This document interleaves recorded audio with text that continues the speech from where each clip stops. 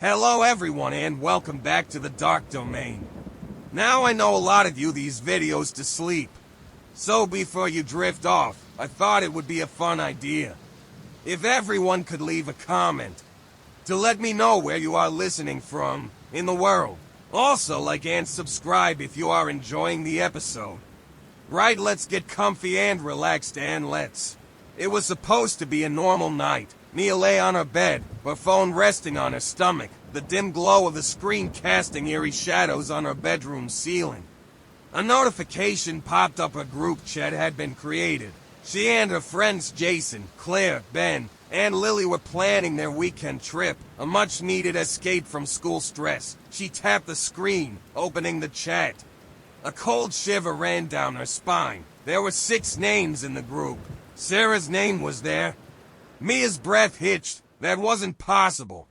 Sarah had been dead for over a year, drowned in the dark, endless waters of Blackwood Lake. They had searched for her, screamed her name into the cold night air, but she never surfaced. Her body was never found. And yet, her name sat there in the chat list, unblinking, undeniable. The room around Mia felt darker, heavier, as if the air itself had thickened. Her thumb hovered over the screen. Her heart beat a dull thud in her ears. Maybe it was a glitch. Maybe someone had added an old account by mistake. But before she could react, the first message appeared. A single sentence. Simple. Accusatory. A deep unease settled in her stomach. The screen flickered. Her phone grew unnaturally hot in her hands. Then, without warning, another message appeared, this time from an unknown user. No profile picture, no name, just a blank void where an identity should have been. The screen dimmed, and for a brief moment, Mia saw her reflection staring back at her in the dark glass of her phone. But she wasn't alone. A shape stood behind her, a dark, hollow silhouette. Her breath caught in her throat as she turned, her body stiff with terror. But there was nothing there, just the stillness of her empty bedroom. The shadows seemed deeper now, shifting, almost breathing. The air felt wrong, charged with something unseen, something watching. Her phone vibrated violently in her grip, the screen distorting, lines of static flashing across it. Then, at the bottom of the chat, a final notification appeared. Sarah is typing. Jason was the first to disappear. The morning after Sarah's name appeared in the chat, he was simply gone.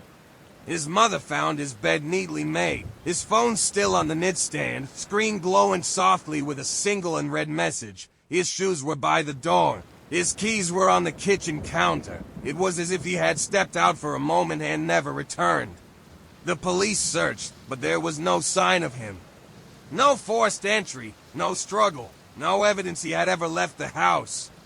His digital footprint was wiped clean. His social media accounts had vanished. His phone history was erased. The only trace of him left was the unread message on his phone. It was a single sentence, simple, inevitable. The rest of the group tried to stay rational. Maybe Jason had run away. Maybe he had left on his own. But deep down, they knew the truth. The weight of it pressed down on them like a suffocating fog. That night, Claire's phone buzzed. She stared at the glowing notification with dread curdling in her stomach. Another message. She turned off her phone, shoved it under a pillow, and squeezed her eyes shut. But sleep didn't come. The air in her room grew colder, heavy with something unseen. The darkness in the corner stretched wider, deeper. The walls creaked with a sound that wasn't the house settling. At 3:12 a.m., her bedroom door opened. The next morning, she was gone. Her parents found her room undisturbed. The blankets were pulled up to her chin, as if she had gone to sleep and never woken up. But there was no Claire, just an empty husk of a room, eerily untouched, as if she had been erased from reality. The group chat remained silent for hours. Then, without warning, another notification appeared. Ben's phone exploded in his hand. A sharp, high-pitched whine filled his ears as the device cracked, screen splitting like shattered ice. He dropped it, his palm bleeding from the sharp edges of glass. The lights flickered violently, plunging his room into brief moments of darkness. When the lights stabilized, he saw something, scratch marks on the walls. Long, deep grooves trailing from the ceiling down to the floor, like something had tried to claw its way into his room. By morning, Ben was gone. Lily refused to speak about it. She deleted the chat, threw her phone into the river, and convinced Mia to stay with her. They locked the doors, kept the lights on. Refused to acknowledge whatever was happening, but it didn't matter. Their names were already written, and the next message had already been sent.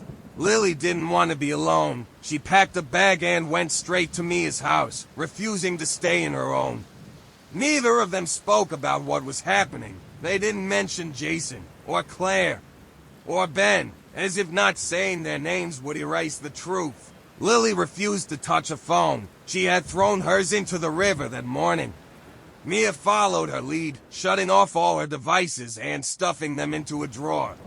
If the messages couldn't reach them, maybe they would be safe. But the silence wasn't safe. It was worse.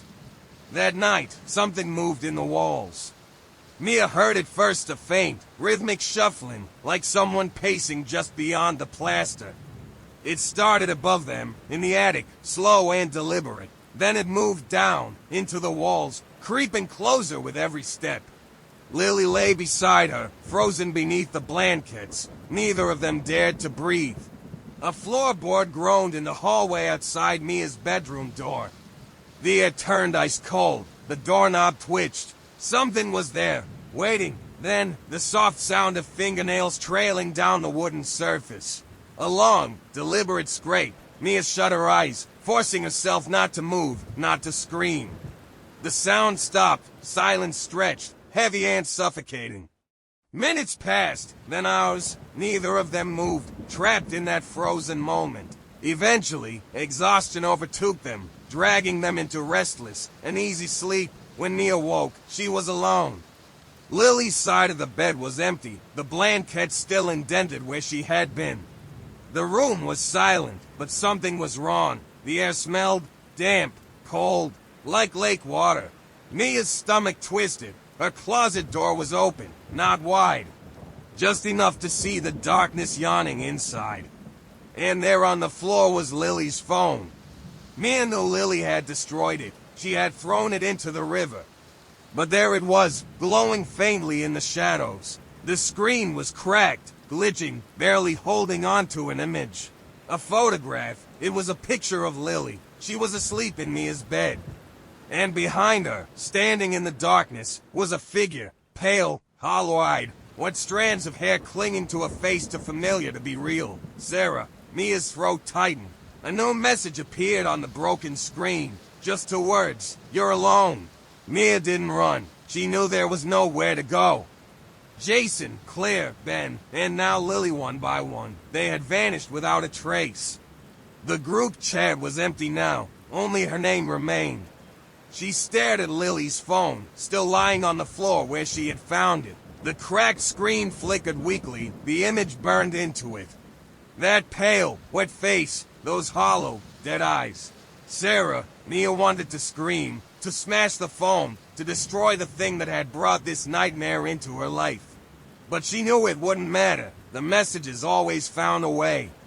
The house was silent, too silent, as if the walls themselves were holding their breath. The air was thick, stagnant, reeking of damp earth and lake water. Somewhere in the distance, a clock ticked a slow, steady rhythm, counting down to something inevitable. She sat on her bed, knees pulled to her chest, waiting. The lights dimmed. A low hum filled the room, vibrating through the floor, through her bones. The temperature plummeted, her breath turning to mist in the cold air.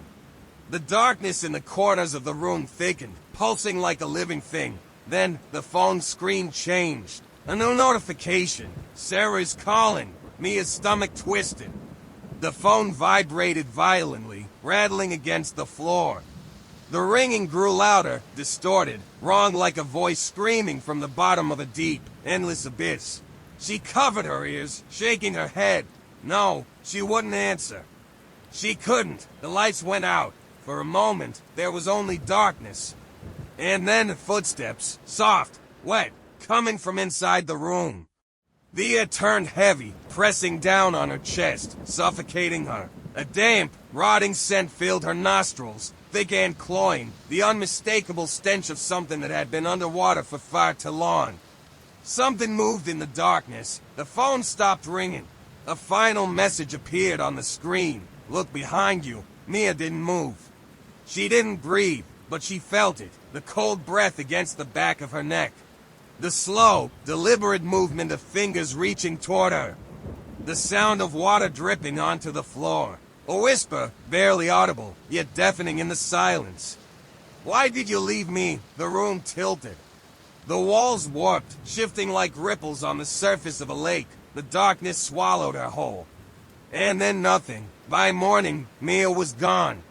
Her bed was empty. Her phone was still in the drawer, untouched, as if she had never taken it out. There was no sign of struggle, no trace of her ever being there. But a new group chat had been created. And the first message had already been sent. Don't reply to her.